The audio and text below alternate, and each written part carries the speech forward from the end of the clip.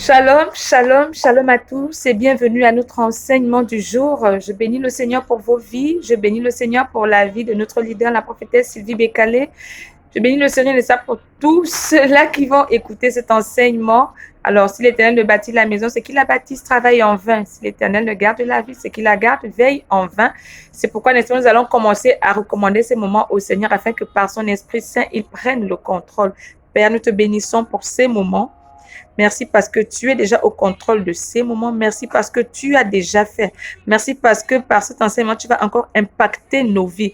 Nous te rendons déjà la gloire parce que c'est toi qui es le maître de toutes choses. Merci pour les cœurs disposés. Merci pour l'entendement spirituel que tu ouvres maintenant. Merci pour ton Esprit Saint qui sature, qui envahit ces moments pour la gloire de ton nom, au nom puissant de Jésus. Amen. Nous allons directement ouvrir nos Bibles dans le livre de 1 Samuel. 1 Samuel 1, du verset 9 au verset 20. 1 Samuel 1, du verset 9 au verset 20. Je vais rapidement faire la lecture. Anne se leva après que l'on eut mangé et bu à Silo. Le sacrificateur Élie était assis sur un siège près de l'un des poteaux du temple de l'Éternel. Et l'amertume dans l'âme, elle pria l'Éternel et versa des pleurs. Elle fit un vœu en disant: Éternel des armées, si tu daignes regarder l'affliction de ta servante, si tu te souviens de moi et n'oublie point ta servante, si tu donnes à ta servante un enfant mâle, je le consacrerai à l'Éternel pour tous les jours de sa vie. Et le rasoir ne passera point sur sa tête. Comme elle restait longtemps en prière devant l'Éternel, Élie observa sa bouche. Anne parlait dans son cœur et ne faisait que remuer les lèvres, mais on n'entendait point sa voix. Élie pensa qu'elle était ivre, et il lui dit: Jusqu'à quand seras-tu dans l'ivresse? Fais passer ton vin. Anne répondit: Non, mon Seigneur, je suis une femme qui souffre en son cœur. Je n'ai bu ni vin, ni boisson enivrante, mais je répandais mon âme devant l'Éternel. Ne prends pas ta servante pour une femme pervertie, car c'est l'excès de ma douleur et de mon chagrin qui m'a fait parler jusqu'à présent. Élie reprit la parole et dit: Va en paix, et que le Dieu d'Israël exauce la prière que tu lui as adressée. Elle dit que ta servante trouve grâce à tes yeux. Et cette femme s'en alla, elle mangea, et son visage ne fut plus le même. Ils se levèrent de bon matin, après s'être prosternés devant l'Éternel. Ils s'en retournèrent et revinrent dans leur maison à Rama. Elkana connut Anne, sa femme, et l'Éternel se souvint d'elle. Dans le cours de l'année, Anne devint enceinte et elle enfanta un fils qu'elle nomma Samuel, car dit-elle: Je l'ai demandé à l'Éternel. Alléluia, nous bénissons le Seigneur pour sa parole, nous acclamons le Seigneur pour sa parole, que son nom soit glorifié. Nous sommes dans le livre de Samuel, alléluia, et nous connaissons tous l'histoire de Anne. Alléluia. Anne était la femme de Elkana. Elkana avait deux femmes, Anne et Pénina. Alléluia. Alléluia. Il avait deux femmes, Anne et Pénina. Pénina avait des enfants, mais Anne n'en avait pas. Alléluia. C'est ce qui faisait la douleur de Anne. La Bible dit que l'Éternel l'avait rendue stérile. Donc, Anne n'enfantait pas, mais Pénina avait déjà des enfants et cela amenait la douleur dans ce cœur. Cela la mettait dans le trouble. Alléluia. Certainement, tu es aussi troublé par quelque chose. Il y a quelque chose peut-être que tu désires avoir, que tu n'as pas, mais que l'autre a. Alléluia. Et ça te met dans une situation de trouble, dans une situation compliquée, dans une situation de détresse au point où, non pas que tu as envie l'autre, mais tu aimerais aussi avoir cette chose parce que l'autre, sachant qu'elle possède cette chose, elle s'enorgueillit tellement que, comme on dit, elle blase tellement avec ce qu'elle a que ça met en toi une douleur, ça te met dans le trouble en fait. Alléluia. Il y a certainement quelque chose que tu veux avoir que l'autre a. Mais le fait que toi, tu n'aies pas cette chose te met dans le trouble. Il y a cette situation qui te perturbe, qui te met dans le trouble. Alléluia. Comme aussi, la situation actuelle du pays t'empêche de faire certaines choses, te bloque certaines situations. Et ça te met dans le trouble et tu ne sais plus que faire. Alléluia. Le coronavirus nous a tous perturbés, à chambouler certains de nos programmes, nous empêche de communier ensemble. Et ça nous met dans le trouble. Et ça nous perturbe d'une manière ou d'une autre. Alléluia. Et Anne était dans le trouble, comme toi et moi, nous sommes dans le trouble par rapport à ce qui se passe dans notre nation, dans notre pays et dans le monde aujourd'hui. Ça nous met dans le trouble. Et Anne aussi vivait cela. Mais quelle a été l'attitude de Anne? Pendant longtemps, elle est restée là, elle ne faisait rien. Alléluia. Elle est restée assise, elle n'a pas levé le pied, elle n'a posé aucun acte, elle n'a rien fait. Alléluia. Mais le passage que nous avons commencé à lire commence par, au verset 9, on nous dit, Anne se leva après que l'on eut mangé et bu à Silo. Alléluia. La Bible dit, Anne se leva. Ça veut dire qu'elle est restée longtemps assise. Elle a longtemps accepté cette situation. Elle restait là à pleurer, à se morfondre, à se lamenter, mais elle ne s'était jamais levée. Alléluia. Il y avait le trouble dans la nation, comme il y a en ce moment. Tu ne t'es pas encore levé, tu n'as encore rien fait. Tu regardes seulement comment tout le monde parle, tu écoutes les commentaires, tu regardes l'actualité, mais tu ne t'es pas encore levé comme Anne. Alléluia. Anne s'est levée, elle a posé un acte. Elle dit, il faut que je me lève. Trop, c'est trop. Cette situation a trop duré dans ma vie. Ce qui se passe dans mon pays a trop duré. Il faut aussi que je fasse quelque chose. Alléluia. La Bible dit que Anne se leva et elle est allée au temple. Alléluia. Quand elle s'est levée, elle n'est pas allée faire un désordre pour dire je m'en vais aussi répondre, je m'en vais parler à Pénina parce que certainement quand elle envoyait les enfants de Pénina pour dire va un peu m'acheter un jus, va m'acheter telle chose, Pénina lui disait non, c'est pas à cause de moi que tu n'as pas d'enfant, il faut aussi faire tes enfants. Alléluia. Donc elle avait ce trouble-là. Mais quand elle s'est levée, elle n'est pas allée combattre Pénina. Alléluia. Quand elle s'est levée, elle n'est pas allée répondre à Pénina, elle n'est pas allée faire une bagarre, elle n'est pas allée voir le voisin ou la voisine. Elle n'est même pas allée voir le sacrificateur. Alléluia. La Bible dit qu'elle est allée au temple. Et quand elle est arrivée au temple, le sacrificateur était assis devant la porte. Alléluia. Le sacrificateur était assis à la porte du temple. Elle est rentrée. On ne nous dit pas qu'elle s'est adressée au sacrificateur. On ne nous dit pas qu'elle est allée parler au sacrificateur, mais on dit qu'elle est allée directement au temple. Elle a laissé le sacrificateur là où il était assis. Pendant cette période de trouble, on a remarqué qu'il y a beaucoup de sacrificateurs qui sont assis. Ce n'est pas qu'ils ne peuvent rien faire, ce n'est pas qu'ils ne veulent pas faire, mais le Seigneur leur a imposé cette attitude pour dire « asseyez-vous d'abord ». Alléluia. Et laissez Anne régler ses problèmes. Ce matin, est-ce que tu es Anne? Alléluia. Le sacrificateur était assis. C'est écrit. Alléluia. Et donc, quand elle est arrivée au temple, elle n'est pas allée voir le sacrificateur, elle est passée directement. Et elle a commencé à prier. Et elle dit au Seigneur, Éternel des armées, si tu daignes regarder l'affliction de ta servante, elle précise que je suis ta servante, si seulement tu peux tenir compte du trouble que je vis, du trouble dans lequel je suis, parce que je ne suis pas allée ailleurs, je suis venue à toi. Alléluia. En temps de trouble, rapprochons-nous de notre Dieu. Elle n'est pas allée voir Pénina qui l'a perturbée. Elle n'est pas allée voir le sacrificateur. Alléluia. Le sacrificateur était assis. Il a vu Anne rentrer. Lui aussi n'a pas réagi. Le Seigneur lui a imposé cette attitude de rester là assis. Alléluia. Elle dit, Éternel des armées, si tu daignes regarder l'affliction de ta servante, si tu te souviens de moi. Alléluia. Elle fait appel au souvenir divin. Si tu te souviens de moi et n'oublie point ta servante, et si tu donnes à ta servante un enfant mâle, je le consacrerai à l'Éternel pour tous les jours de sa vie. Alléluia. Autrement dit, elle est allée voir l'Éternel. Elle s'est rapprochée de Dieu. Elle n'est pas allée voir son mari. Elle n'est pas allée voir Élie. Elle n'est pas allée voir Pénina. Elle n'est pas allée voir les enfants de Pénina. Elle n'est pas allée voir la voisine. Elle s'est rapprochée de Dieu en temps de trouble. Comme en ce moment, le monde est troublé, le pays est troublé. Rapprochons-nous de Dieu. Alléluia. Elle s'est rapprochée et elle dit, si tu daignes regarder l'affliction de ta servante, elle ne s'arrête pas, elle dit, si tu te souviens de moi, elle fait appel au souvenir divin. Alléluia. Une petite parenthèse, le souvenir divin, c'est lorsque Dieu se souvient de toi. Et lorsque Dieu se souvient de toi, il ne regarde pas à ton passé, il ne regarde pas à ton présent, il ne regarde pas à ton futur, il regarde juste à l'acte qu'il doit poser instantanément dans ta vie. Alléluia. Le brigand à la croix a passé toute sa vie à être un malfaiteur, un brigand. Toute sa vie, il n'a fait que du mal, que des crimes. Alléluia. Mais au dernier jour de sa vie, à quelques minutes de sa vie, il a eu la grâce d'être dans la présence de Jésus-Christ à la croix. Ils étaient à côté, alléluia, avec l'autre brigand. Mais quand il a parlé à l'autre, il dit, ne te moque pas de Jésus. Nous et moi, on a fait nos crimes. Il a commencé à avouer ses fautes, alléluia. Mais lui, là, il ne mérite pas ça. Il n'a fait aucun mal. Il a su se rapprocher de Jésus, ce brigand à la croix. Et il dit, Jésus, quand tu reviendras, souviens-toi de moi. Il a fait appel au souvenir divin. Il dit, souviens-toi de moi, Jésus, quand tu reviendras dans ton règne. Et Jésus lui a dit, tu ne vas même pas attendre mon règne. C'est maintenant, aujourd'hui même que je change ton histoire. Quand Dieu se souvient de toi, il ne regarde pas à ta vie passée. Est-ce que tu as tué? Est-ce que tu as menti? Est-ce que tu as volé? Est-ce que tu as fait des sacrifices? Non, il sait juste qu'il faut qu'il change ta vie à l'instant même.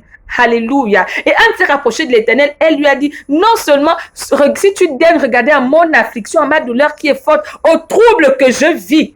Alléluia. Mais si tu te souviens de moi, alléluia, si tu me donnes ce que je te demande, parce que l'enfant est une bénédiction. L'enfant est une gloire. Si tu me donnes cette gloire-là, si tu mets cette gloire-là dans ma vie, je te la rendrai. Alléluia. Si tu me donnes cet enfant, il sera à toi pour toujours. Donc, si tu me bénis, la bénédiction que tu me donneras, je te rendrai gloire toute ma vie. Alléluia. Elle sera aussi ta gloire parce qu'elle sera à toi. Elle a fait appel au souvenir divin. Alléluia. Elle a mis du temps dans la prière. Le sacrificateur était tranquillement assis. Le Seigneur lui avait imposé cette attitude, comme en ce moment, il y a des sacrificateurs qui sont assis, on ne les entend pas, on ne les voit même pas. C'est une attitude que le Seigneur leur impose. Alléluia. Mais à un moment, le sacrificateur se rend compte qu'elle a mis du temps dans la prière. Là, elle pleurait, elle gémissait, elle criait, elle parlait à Dieu. Au point où elle avait même perdu sa voix. La douleur était tellement forte. Alors le sacrificateur, qu'est-ce qu'il fait? Il se lève. Alléluia. Il est temps maintenant qu'il se lève. Il est resté assis. On ne l'a pas vu. Il faut maintenant qu'il se lève. Il remarque qu'elle a mis du temps dans la prière. Et il vient et il lui dit, oh. Comme elle restait longtemps en prière devant l'Éternel, Élie observa sa bouche. Anne parlait dans son cœur et ne faisait que remuer les lèvres. Mais on n'entendait point sa voix. Élie pensait qu'elle était ivre. Et Élie lui dit, jusqu'à quand seras-tu dans l'ivresse? Fais passer ton vin.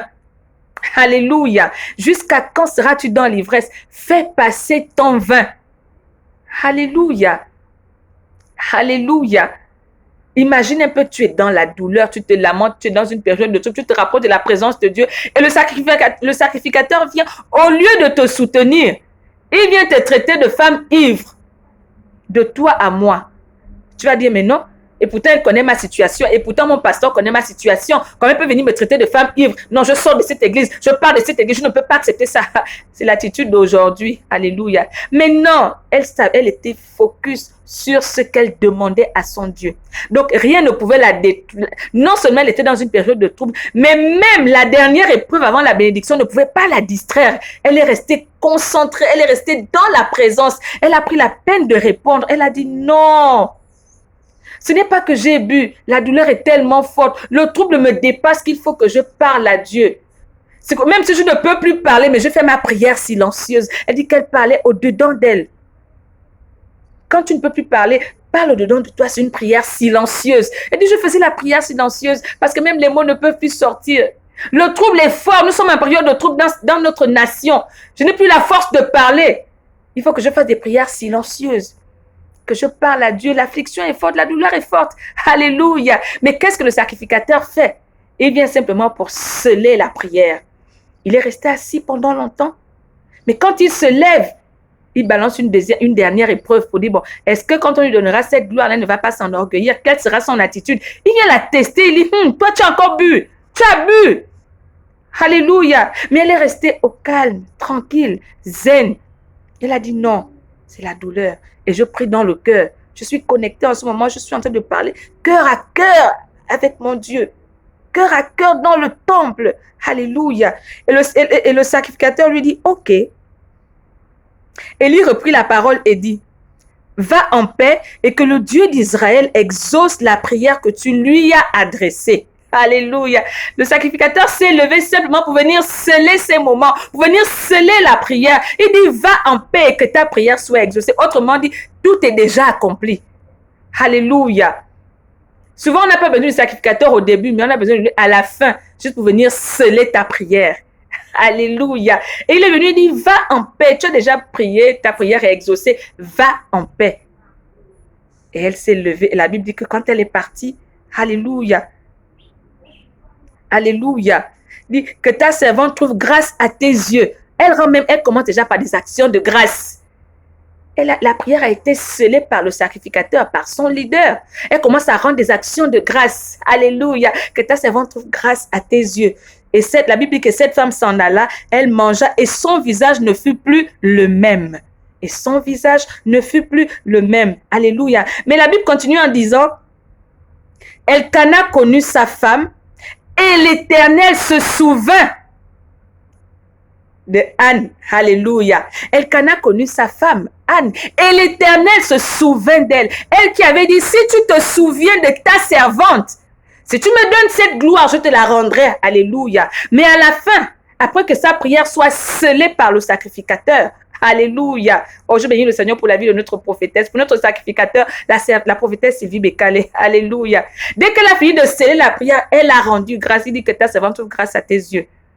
Elle avait dit au début, si tu te souviens de moi, si tu te souviens de ta servante que je suis, en me donnant une gloire, c'est-à-dire une bénédiction, c'est-à-dire l'enfant que je veux, je te rendrai gloire toute ma vie. Parce que cet enfant t'appartiendra. Et la Bible dit, finalement, et l'Éternel se souvint de Anne. Et elle tomba enceinte le cours de l'année. Et elle enfanta un fils qu'elle a appelé Samuel parce que, dit-elle, je l'ai demandé à l'Éternel. Le souvenir divin. Alléluia. Elle a fait appel au souvenir divin. Dit, si tu te souviens, la Bible dit, et l'Éternel se souvint. Autrement dit, quand Dieu se souvient de toi, il ne regarde pas à ton passé, à ton présent, il regarde juste qu'il faut qu'il pose un acte qui va révolutionner positivement ta vie, un acte qui va changer ta vie. Oh, que l'Éternel se souvienne de toi ce jour, au nom puissant de Jésus. Que la grâce du souvenir divin soit ton partage, au nom puissant de Jésus-Christ. La Bible dit aussi, et l'Éternel se souvint de Rachel, et l'Éternel se souvint de Sarah, et elle tomba enceinte et elle enfanta. Lorsque l'Éternel se souvient de quelqu'un, toutes les fois où c'est écrit dans la Bible, et l'Éternel se souvient d'eux, c'est le souvenir divin qui rentre en action. Le souvenir divin. Et l'Éternel se souvient d'eux. Anne. Et aussitôt, elle qui a dit, si tu te souviens de moi, oh, en temps de trouble, ne fais pas comme tout le monde. Tout le monde murmure, tout le monde se plaint, tout le monde se lamente. En temps de trouble, rapproche-toi de ton Dieu. C'est une interpellation qu'il fait. Alléluia. Et dis-lui, oh Éternel, souviens-toi de ma nation. Souviens-toi de tous les chrétiens de cette nation. Souviens-toi des âmes qui ne te connaissent pas encore dans cette nation. Et change la situation de cette nation. Et tu verras que ensuite tu rentreras dans ce qui est dit. Et l'Éternel se souvint du Gabon. Et l'Éternel se souvint du CDR. Et l'Éternel se souvint des membres du centre des rachetés. Et l'Éternel se souvint du Gabon. Et l'Éternel changea la situation du Gabon dans le cours de cette même année. Alléluia. En temps de trouble, reste calme. Anne aurait pu se lever et se fâcher, se battre avec Pénina. Elle aurait pu rester troublée toute la vie. Mais il a fallu un temps où il fallait qu'elle se lève. La Bible dit, Anne se leva. Mais elle ne s'est pas levée pour aller se battre. Elle ne s'est pas levée pour s'en prendre à son mari. Elle s'est levée pour aller au temple et se rapprocher de Dieu. Et parler avec son Dieu. Cœur à cœur. Au point où les paroles ne suffisaient plus, il fallait maintenant que ce soit le silence. Son silence communiqué avec le silence de Dieu. Prière silencieuse. Elle a parlé. Elle a parlé. Elle a parlé. Alléluia. Pendant longtemps, le sacrificateur était assis, tranquille, imperturbable. Ne critique pas les hommes de Dieu que tu ne vois pas sur la plateforme. Oh, où sont les hommes de Dieu? On ne voit pas les hommes de Dieu, on ne voit pas les serviteurs de Dieu. Non. Alléluia. Le problème n'est pas où sont les hommes de Dieu. Le Seigneur leur a imposé cette attitude. Il dit, asseyez-vous. Vous viendrez juste pour venir sceller et rendre grâce. Et ils vous rendront grâce. Alléluia. Quand elle est allée au temple, la Bible dit que le serviteur était assis. Il l'a vu passer. Il ne l'a même pas interpellé. Il a dit, vas-y, c'est ton temps. Va parler à Dieu en faveur de la nation. Alléluia. Il y a le trouble dans le pays. Va parler à Dieu. Elle est restée longtemps. Elle n'a pas dit que je fais juste un tour après. Non, elle est restée longtemps. Et comme elle est restée longtemps, maintenant le Seigneur impose au sacrificateur de se lever. Il dit, va faire un dernier petit test. Est-ce qu'elle va encore rester longtemps? Est-ce que si on la bénit, est-ce que si on change cette situation, est-ce qu'elle va toujours me rendre gloire? Alléluia. Oh oui, elle va toujours rendre gloire. Parce qu'elle l'avait promis. Elle a dit, si tu te souviens de moi, si tu mets cette bénédiction dans ma vie, si tu mets cette gloire dans ma vie, cette gloire te reviendra. Et il a mis cette gloire. Et l'Éternel se souvint En temps de trouble, rapprochons-nous de notre Dieu. Restons calmes. Ne murmurons pas, ne nous plaignons pas, ne nous inquiétons pas. Restons calmes. Rapprochons-nous de notre Dieu. En intimité, cœur à cœur. Comme Anne. Sans tenir compte de tout ce qu'il y a autour, sans tenir compte de la désolation. Rapprochons-nous. Et demandons à l'Éternel de se souvenir. Rappelons-lui l'affliction. Rappelons-lui la douleur, la situation. On ne rappelle pas ça aux voisins.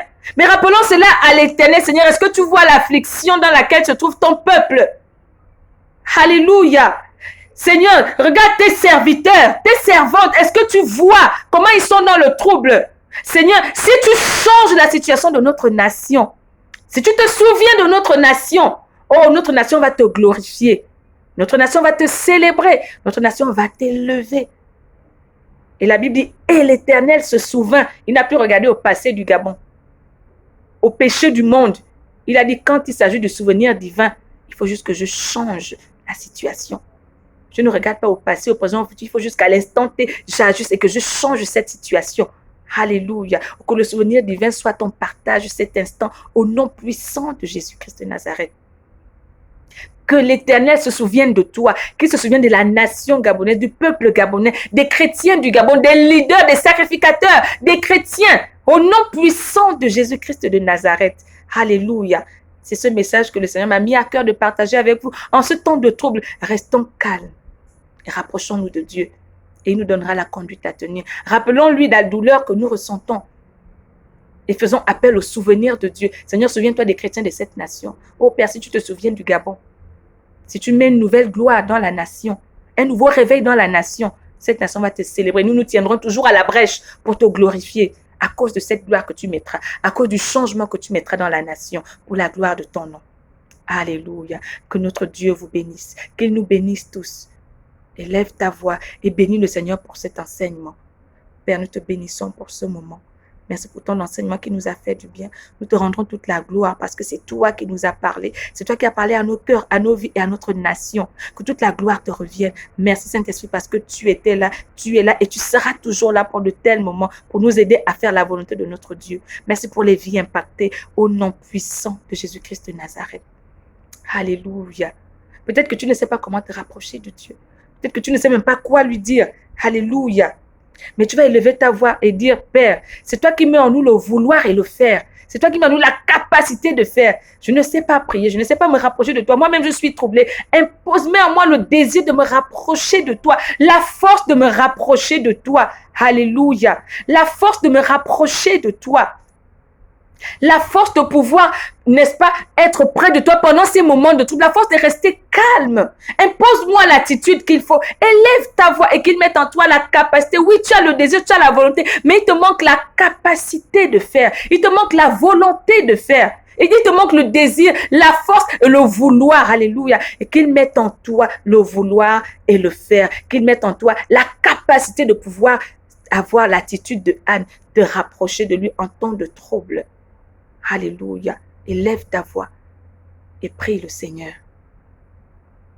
Merci Père parce que tu mets en chacun de nous non seulement le vouloir et le faire, mais aussi la capacité de nous rapprocher de toi. Mais c'est parce que tu nous imposes l'attitude qu'il faut, tu nous imposes le comportement qu'il faut. Oh, même à ceux-là qui ne savaient pas comment se rapprocher de toi, éternel Dieu des armées, éternel Dieu de gloire. Tu accordes à chacun cette grâce, ce privilège. Tu attires chacun d'eux auprès de toi, car tu dis dans ta parole que c'est toi qui attires auprès de toi ce que tu veux avoir avec toi. Merci parce que tu fais de chacun de nous des attirés ce jour. Tu nous attires à toi pendant ces temps de trouble. Tu nous interpelles et nous répondons à l'appel parce que toi seul nous accordes cela. Oh, que chacun de nous soit, n'est-ce pas, que chacun de nous reçoive une nouvelle dose de courage, une nouvelle dose d'onction, une nouvelle dose de foi, une nouvelle dose de prière, papa. Pour la seule gloire de ton nom. Père, je te bénis pour ces instants. Je te bénis pour ce moment que tu as suscité pour la seule gloire de ton nom. Oh Père, je ne suis rien, mais je ne suis qu'un instrument que tu as utilisé. Merci parce que avant de parler à ton peuple, tu as d'abord parlé à ma vie. Et merci parce que tu nous as fait du bien au travers de cet enseignement. Merci parce que désormais nous croyons que nous sommes connectés à toi. Au-delà de tout trouble, au-delà de tout ce qui peut nous perturber, au-delà de tout manquement, au-delà de toute situation compliquée, tu nous gardes près de toi. Que toute l'honneur, la louange, la magnificence et toute la gloire te reviennent au nom puissant de Jésus-Christ que j'ai prié. Amen, amen, amen.